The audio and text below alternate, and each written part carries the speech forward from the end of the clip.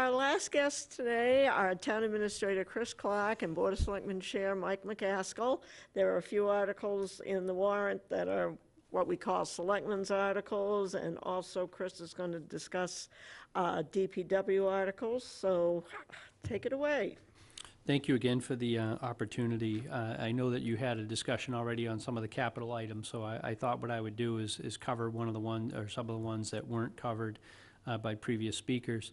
Article 9, which is kind of a small items for free cash. We have one in there, which is, this is DPW, fuel management system. So as folks can probably imagine, we do track all the fuel consumption of our fleet. So we do have a fuel management system, which basically is kind of like a fob system or an electronic system to let the people know how much they're filling up, how fuel efficient the vehicles are. That system has become outdated and needs to be replaced. So that is $42,000. That's included in Article 9. So that would be a replacement on that. On the Facility Maintenance and Repair Fund, Article 10, we do have several items in that, and I'll just kind of run through these pretty quickly. The total estimated cost that will come from free cash is $808,086.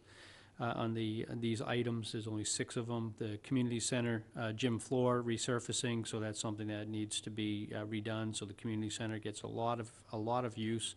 So we're looking at replacing or resurfacing the gym floor. As Dan Peltier had alluded to, we are looking at updating and putting in a town-wide radio system. One of the things, I guess I'm old enough where I can say this, where I remember the days of analog, that, you know, everything was analog, and now we're moving to digital, and that's having an impact on our radio systems. So one of the things we're looking at doing is to build a backup system. So we have $102,000 towards that. That actually means the antenna and the distribution mechanisms, as well as the individual units to put in the vehicles. This is really critical too during times of emergency, that if the phone system gets overwhelmed, we have a backup system to be able to switch to. You'll notice on this, we don't have police and fire. Police and fire have already a pretty robust system, and they have backups to go to other police and fire departments. But we are looking at next year having in the budget to give them some backup capacity within this system. So that's that element. On the Brooks Library generator, we did put in a small generator to just replace the dreaded inverter that failed and had to be replaced. And yeah, I'm sure there's a joke in there somewhere. But we did replace that, and we have a generator. That generator only does the lights, and the library trustees wanted to have a more robust capability, one that we have not had before, but we would put in place now to actually be able to run the elevator, run the AC, run the heat, and those components. So that estimated cost is $110,000 for the bigger generator. Folks will know that if they watched the selectmen's meeting, that we had a natural gas line. That line was sized to this generator, so there won't be a repeat of having to update that.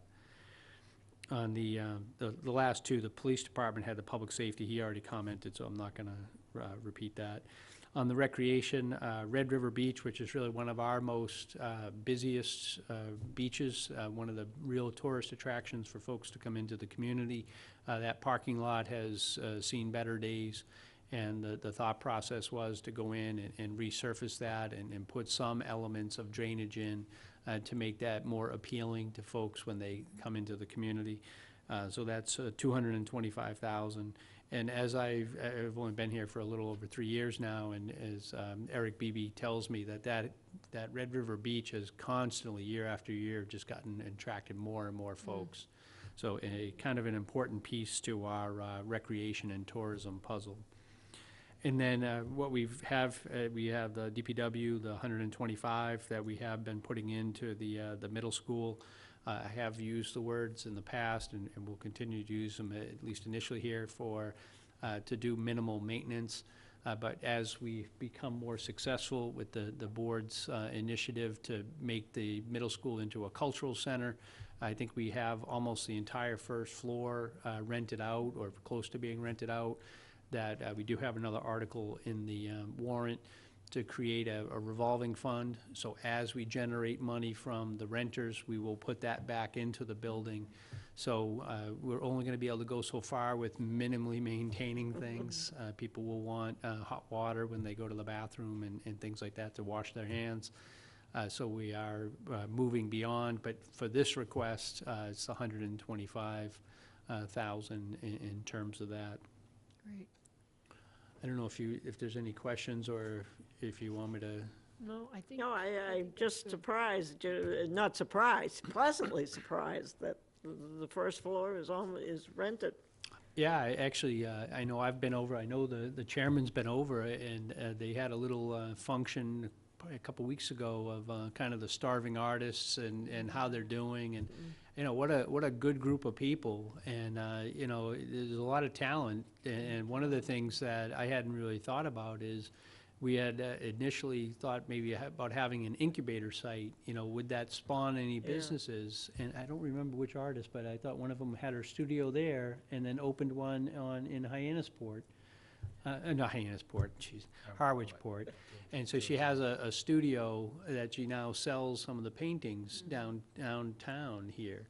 So, you know, to have that spin-off effect is something that I think is a real positive for the community. Carolyn's also got the downstairs shop rented for a year. She's got the gymnasium through Eric is Yeah. pretty much booked Yeah. for the year. Pickleball. Cafeteria's being used, so Pickleball. exploring some ideas with That's the nice. auditorium, so. Very nice, yeah. So dare we hope that maybe this conundrum of what to do with the darn place might resolve itself? Right. Resolve itself. Oh, That's dear. great. All right, thank you for So, that. Yep. okay, so we'll move on. Just Article 21 is the purchase and equip vehicles for DPW. So there are three elements in that. These are all funded out of free cash. So the Volvo loader, about 200,000, John Deere tractor, 115, and then a C&D, construction and demolition debris trailer. One of the things that's 75,000. That is an additional one. What we found is if we can maintain some additional storage capacity on site, then we can kind of try to do the truck trips at a more opportune time. And what does that mean? You know, if we go during rush hour at these facilities, then we have paying somebody to kind of queue up in a line. If we have the ability to kind of time out and have that person go first thing in the morning or times in which the facility is not as busy, we can get the trucks to those facilities, unloaded and back more efficiently. So I do see that as a opportunity for efficiency. The John Deere tractor does some of the beaches, as I alluded to, Red River Beach, that does some of the beach raking, and he does have an attachment. Some of these things sound really expensive, but they have the attachment to be able to clear the sides of the roads, a articulated arm that mows kind of vertically, if you would, and horizontally. So that's the type of equipment that he's looking.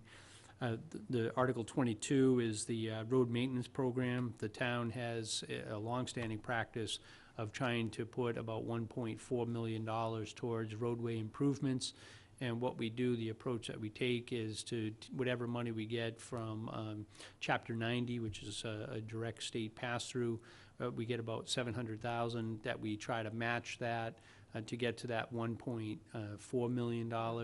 And, you know, you drive around, and I think that Lynn Cooper and the DPW crew does a great job of keeping the roads in pretty good shape. If we could just get the gas company to stop coming in and cutting up all the roads, we'd be even better. But that's what this program does, is it just generates the money to sustain that effort. And I know there's well over 150 miles of roadway, so people think, well, how big of a commitment is there? You know, and at one point, this goes back quite a few years, it's, you know, when you think of it in terms of that, it's about $1 million a mile of roadway. So, you know, we're looking at, it's a constantly trying to keep up with the roads. It's a very, very difficult challenge. Great. So then on to the Board of Selectmen items, maybe? Yeah. 32, repay. 32. So on 32 is reimburse the Harwich Conservation Trust. We had kind of an interesting scenario, if you would. that there was a acquisition of property that the town had with Harwich Conservation Trust. Harwich Conservation Trust actually gave us $73,000 in the form of a gift. That money came in, and we actually went so far as to cut a check because we thought we would do the closing pretty quickly. And really on the seller's end, not on our end, there were issues emerged. And instead of having a closing within 30 days, I think it took almost a year. I mean, it was a really extended process. In that process, that money was put into an account and then was converted to free cash. So it wasn't segmented. It probably should have been segmented in a gift account. It wasn't. So we went, once the closing was ready to go, now the town said, thank you very much, Harwich Conservation Trust, for the money, but we no longer have it. So I what we volunteer there, you know. so they were very, very nice to say, what we'll do is we'll front another $73,000. So we were able to go ahead with that closing, Yeah, but we would like our initial payment back. right. And that's what this does. The mechanism to do that is town meeting, because the years had changed as well. Oh, okay. Right. So this one was basically just undoing a mistake that was done by the town earlier. On the next one is we have a couple of items here for the sale of land. I know in my time, the board really has been challenged. I think one of the finance committee people, talk about orphan properties. What are we gonna do with these orphans? We should make some decisions. So we have been trying to identify some of these and make decisions to move along. So we have a very small piece for Central Ave, which is really just a tiny piece of property in I think it's in the Harwich Port area, closer to the Nantucket Sound. Yeah. And in this case, it's really not that big, so it'd probably be a car or two. And instead of creating a vacant spot where people can just accumulate trash, if you would, or accumulate items, I'll be nicer. What we are looking to do under the state procurement law, you can actually offer small pieces of property to a neighbor.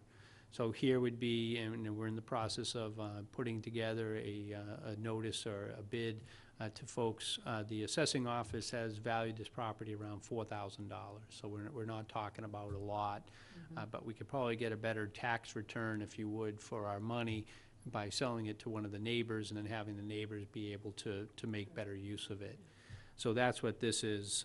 It's actually 0.04 of an acre, so it's a really small fraction of an existing piece.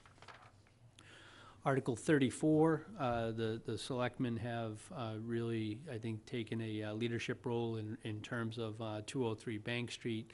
About 2 years ago, the decision came up, what are we going to do with 203 Bank Street? This is the former fire station and the current harbor master's maintenance area.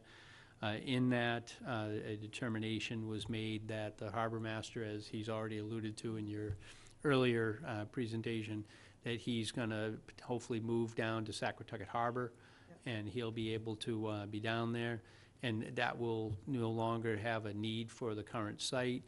So we have laid out through our engineering department, we can potentially put 2 sites in there, or 2 lots, potentially buildable lots. So that would be something that we would propose here. I think it's important also just to mention that this does border with the Harwich Conservation Trust. We currently do have a kind of an informal agreement with them for parking vehicles. So, I would think that by state law, we have to do the sale through a RFP process, request for proposals process. And I would think that we can certainly tailor that process to try to not only get a good return on the value of selling those pieces, but also we could look at potentially recognizing who our neighbor is, and if they submit a bid that's competitive, that there's no reason why we can't do something with the Harwich Conservation Trust. And some of that property is going to be limited because it's so close to wetlands, so we're going to be somewhat limited to what we're able to accomplish with that. But what this article does is really give the authority to the Board of Selectmen to dispose of that property in an appropriate manner. And, one of the things that's key is when you do an RFP, you can put in there the requirements you want. So if the selectmen say we want to just have a regular home or sell it for residential purposes, they have the authority to do that. If they say we want to recognize that we're close proximity to a natural spot, and we would like to have some element of recognition of conservation, they can also do that. So there is some pretty good discretion, and all what this does is town meeting has to authorize the sale of property, and then the selectmen actually do the disposition. Our intent will be to use the money for an offset for the new Harbor Masters Oh, building that's as well. right, So yeah. Yeah. taxpayers should know that we're not just gonna get money and spend it. Yeah, We're gonna use it as an offset for the new perfect, facility. for the land side Yes. of Saquatucket, yep, great. The state law had changed probably about 20 years ago at this point, that when you sell property, you can't use it to offset your operations. It has to go towards capital items or your debt service. Oh, So we are limited to what we can reuse that for, so it does make sense to match it up. in this case, it's perfect. In this case, it's perfect. And then I think the last one that you wanted me to, or for us to comment on, was the lease of the Saquatucket landside property. You've had John Rendon, I thought, did a nice job kind of going through what some of the concepts are, and when we're talking about doing some rentals for winter boat storage, or the snack shack, or the artisan shacks, how do we do those type of operations? Also, the snack bar element, under existing state law, we can only do a 3-year agreement. And one of the things that we found is that when we put we did winter boat storage as a license agreement for just a year, and we didn't have a lot of takers. People are like, well, 1 year really doesn't benefit me. It doesn't give me an opportunity to have some kind of structural plan to lease that the value of a lease would get. So what this article does is it just gives the authority to the Board of Selectmen to be able to enter into leases up to 10 years. And I think it's really a question of, you get better marketability, a better return, quite honestly, for the town's value of the land, to be able to do it up to a 10-year lease. And then how the board wants to structure that will be up to the board. Does the board want to do a 10-year on boat storage, or a 10-year on the snack shack, but only a year on the artisan? I think there's going to be a lot of flexibility, but this just gives the opportunity for the selectmen to go beyond the 3-year limit. And get a better sense of the incoming revenue over those 10 years. Yeah, just because I'm the finance guy. I mean, if I knew the revenue stream for 10 years, You'd be happy? it would make life easier. Yeah, great. And the boat storage one there, that's just, I think I understand correctly, this will not be taking business away from our local businesses that do boat storage. I would think they're pretty much chock-a-block full at this point to begin with. And One local boat storage company does lease the land, so Yeah. we put it out to all of them, and Yeah. one responded. Yeah. So, and John did, and staff approached each business owner. Yeah. And Yeah. didn't seem to be a conflict. Yeah, That was good. important to the board. Yeah, I think that wraps up. does that wrap Yeah, us up? well, I just want to give a couple of dates out, and anybody correct me if I'm wrong. 'Cause I've done that before. May 1st, 7 PM, annual town meeting. Special town meeting is May 2nd, the next day at 8 PM. And our local election is May 16th. Some of the articles, as you know, we've discussed, are also going to be on the local election, along with candidates, 3 of them for selectmen, Rob Madore, Larry Ballantyne, and Don Howell. And to that point, here on the 9th of May at 1 PM, League of Women Voters will moderate a debate amongst those 3 running for selectmen. It's open to the, open to the public. We hope many of you show up and generate some questions for the candidates.